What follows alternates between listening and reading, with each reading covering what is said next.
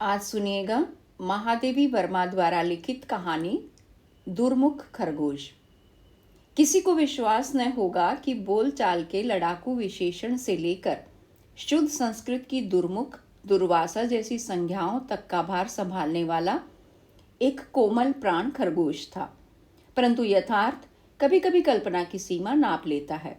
किसी सजातीय विजातीय जीव से मेल न रखने के कारण माली ने उस खरगोश का नाम लड़ाकू रख दिया। मेरी शिष्याओं ने उसके कटखन्ने स्वभाव के कारण उसे दुर्मुख पुकारना आरंभ किया और मैंने उसकी अकारण क्रोधी प्रकृति के कारण उसे दुर्वासा की संज्ञा से विभूषित किया। लड़ाकू नाम के लिए तो किसी से क्षमा मांगने की आवश्यकता नहीं जान पड़ती, परंतु दुर्मुख और दुर्वासा जैसे पौराणिक नामों का ऐसा दुरुपयोग अवश्य ही चिंतनीय कहा जाएगा। दुर्मुख से तो मैं स्वयं भी रुष्ट हूँ। ये मर्यादा पुरुषोत्तम राम का गुप्तचर था और रजक द्वारा सीता संबंधी अपवाद की बात राम से कहकर उसने सीता निर्वासन की भूमिका घटित की थी।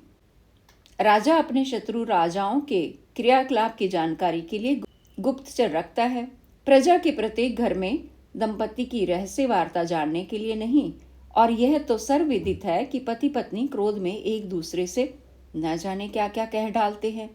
फिर क्रोध का आवेश समाप्त हो जाने पर अजी जाने दो, वह तो क्रोध में बिना सोचे समझे मुंह से निकल गया था, कहकर परस्पर क्षमा मांग लेते हैं। प्रत्येक गृह स्वामी अपने गृह का राजा और उसकी पत्नी रानी है। कोई गुप्तचर, चाहे वह देश के राजा का ही क्यों न हो, यदि उनकी निजी वार्ता को सार्वजनिक घटना के रूप में प्रचारित कर दे तो उसे गुप्तचर का अनधिकार दुष्ट आचरण ही कहा जाएगा।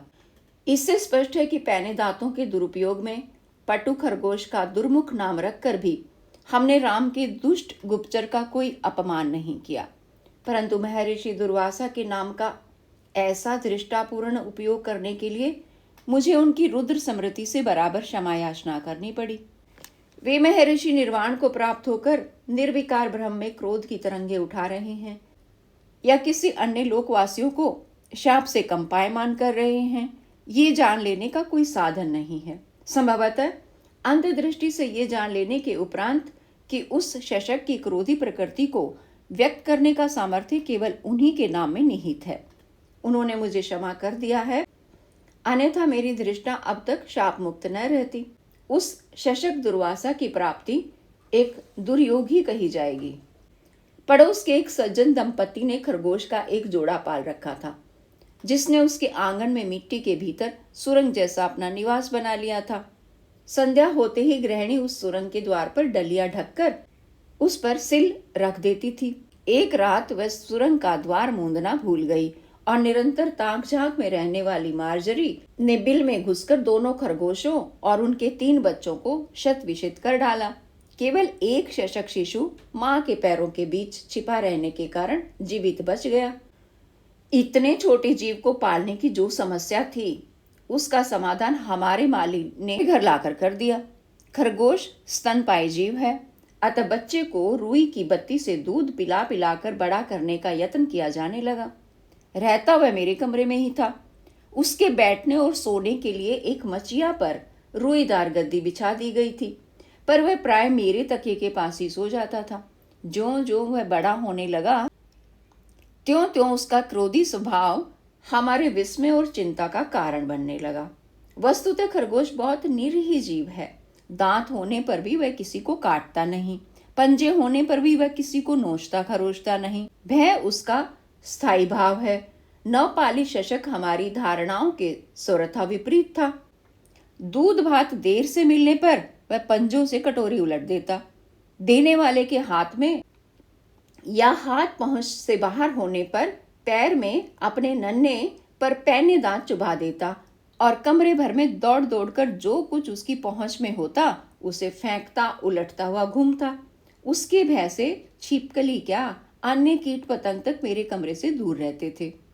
ऐसे वह अन्य खरगोशों के समान प्रिय दर्शन था, परंतु एक विशेषता के साथ। कुछ बड़े बड़े सघन कोमल और चमकीले फर के रोमों से उसका शरीर आच्छादित था। पूंछ छोटी और सुंदर और पंजे स्वच्छ थे, जिनसे वह हर समय अपना मुंह साफ करता रहता था। कान विलायती खरगोशों के कानों के समान कुछ कम लंबे थे, परंतु उनकी सुडोलता और सीधे जड़े रहने में विशेष मोहक सौंदर्य था। विशेषता ये थी कि एक कान काला था और एक सफेद। काले कान की ओर की आंख काली थी और सफेद कान की ओर की लाल। सामान्यतः सफेद खरगोशों की आंखें लाल और काले या चितकबरों की काली होती हैं, परंतु इस खरगोश की दोनों आंखों ने अपने दो भिन्न रंगों से उस नियम का अपवाद उपस्थित कर दिया था। कभी कभी लगता मानो दो भिन्न खरगोशों का आधा आधा शरीर जोड़कर एक बना दिया गया हो और आंखों में एक और नीलम, दूसरी ओर रूबी का चमकीला मन का जड़ दिया हो। सब जाति की स्तर्कता और आतंकित मुद्रा का उसमें सर्वथा अभाव था। मेरे कमरे में स्प्रिंगदार जाली के दरवाजे लगे हैं और खिड़कियों में भी जाली है। अचानक किसी कुत्ते बिल्ली के भीतर आ जाने की संभावना नहीं रहती थी, परंतु जाली के बाहर तो वे प्राय आकर मेरी प्रतीक्षा में खड़े हो ही जाते थे। खरगोश न भागता न कहीं छिपने का प्रयत्न करता, वरन जाली के पास आकर क्रोधित मुद्रा में अपनी दोनों काली लाल आंखों से उन्हें घूरता रहता। बिल्ली यदि जाली के पार खिड़की पर आकर बैठ जाती तो वह अपने पिछले दोनों पैरों पर खड़े होकर उसे देखता और मुख से विचित्र क्रोध भरा स्वर निकालता। मेरे कमरे में दुर्मुख के रहने से शेष पशु पक्षियों को निर्वासन ही मिल गया था। इसी से जब वह कुछ बड़ा, हृष्टपुष्ट और चिकना हो गया, तब मैंने उसे अपने पशु पक्षियों के रहने के लिए बने जाली के घर में पहुंचाना उचित समझा। वहां आधा फर्श सीमेंट का है और आधा कच्ची मिट्टी का, क्योंकि खरगोश जैसे जीव मिट्टी खोदकर अपने लिए निवास बनाकर ही प्रसन्न रहते हैं। पिंजड़े या पक्के फर्श वाले घर में उनके जीवन का स्वाभाविक विकास और उल्लास रुक जाता है। दुर्मुख ने पहले तो मिट्टी खोदकर अपने रहने के लिए सुरंग जैसा घर बनाया और उस निर्माण कार्य से अवकाश मिलते ही जाली घर के अन्य निवासियों से युद्धम देही कहना आरंभ किया। उसके झपटने और काटने के कारण कबूतर, मोर आदि का दाना चुगने के लिए नीचे उतरना कठिन हो गया। वे तब तक अपने अड्डों और झूलों पर बैठे रहते जब तक दुर्मुख अपने भोजन से तृप्त होकर सुरंग घर में विश्राम के लिए न चला जाता।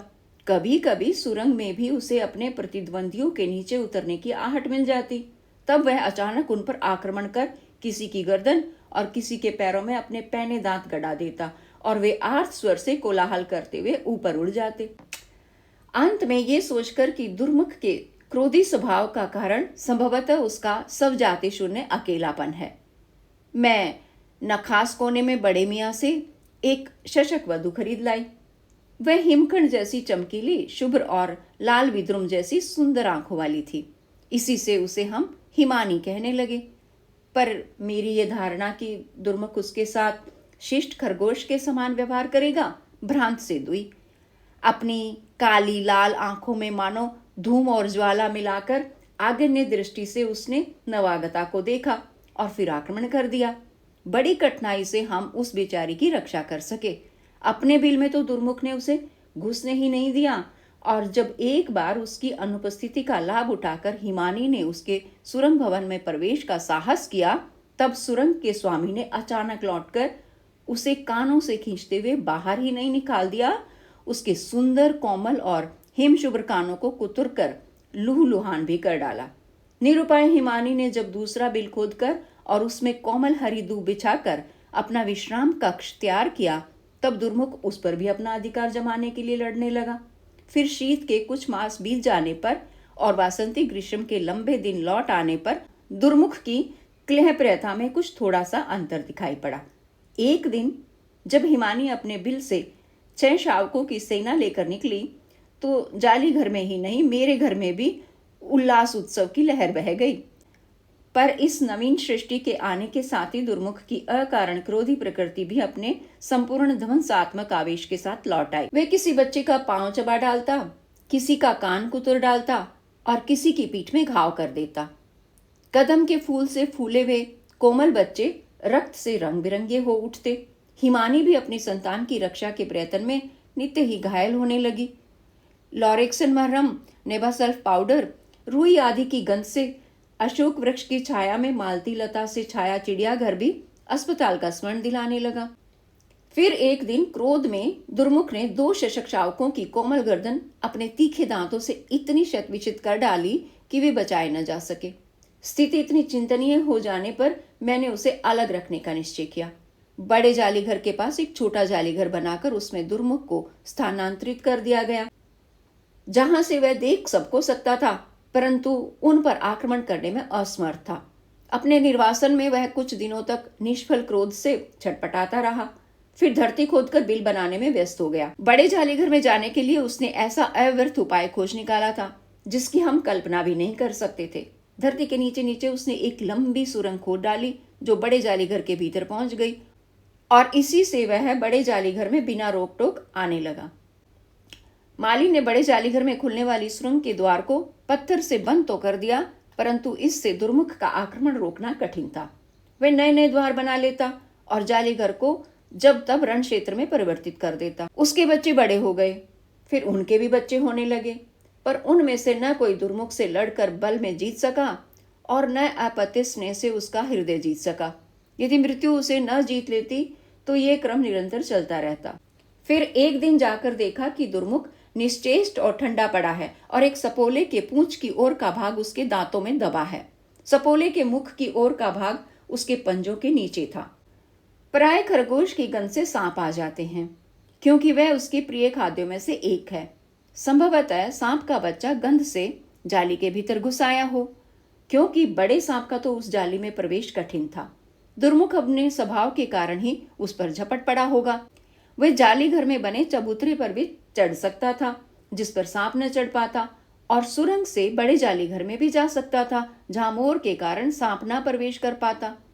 परंतु उसकी चिर लड़ाकू प्रकृति ने बचाव का कोई साधन स्वीकार नहीं किया। क्रोधी प्रकृति में भी पार्थिव रूप से मारक विष नहीं रहता। दुर्मुख सपोले का भी दंचन विष नहीं सह सका, परंतु मृत्यु से पहले उसने शत्रु के 2 खंड करके अपना प्रतिशोध तो ले ही लिया। हमने बड़े जाली घर में उसकी समाधि बना दी है। मेरे 100 के लगभग खरगोश दुर्मुख की ही प्रजा हैं। इसे कम लोग जानते हैं। उसकी संतति तो अपने पूर्वज का इतिहास जानने की शक्ति नहीं रखती, परंतु मेरे घर में उसकी विशेषताओं की चर्चा प्राय हो जाती है। मेरे माली का आज भी निश्चित मत है कि उस खरगोश पर पहलवान जी की छाया थी, नहीं तो भला कोई खरगोश सांप से लड़कर उसके टुकड़े कर सकता है। पहलवान की समाधि कहीं पास ही है और उनकी शक्ति की इतनी ख्याति है कि दूर दूर से ग्रामवासी मनोतियां मनाने आते हैं। पर मुझे आज भी वह छोटा मैग्नोलिया के फूल सा कोमल श्वेत शशक शावक स्मरण हो आता है, जिसके जीवन के आरंभ में ही उस पर दुर्योग से मारजारी की निष्ठुर छाया आ पड़ी थी। यदि वह अन्य शावक के समान खेलता खाता मां की स्नेह छाया में बड़ा होता तो पता नहीं कैसा होता। धन्यवाद। उम्मीद है आपको कहानी पसंद आई होगी।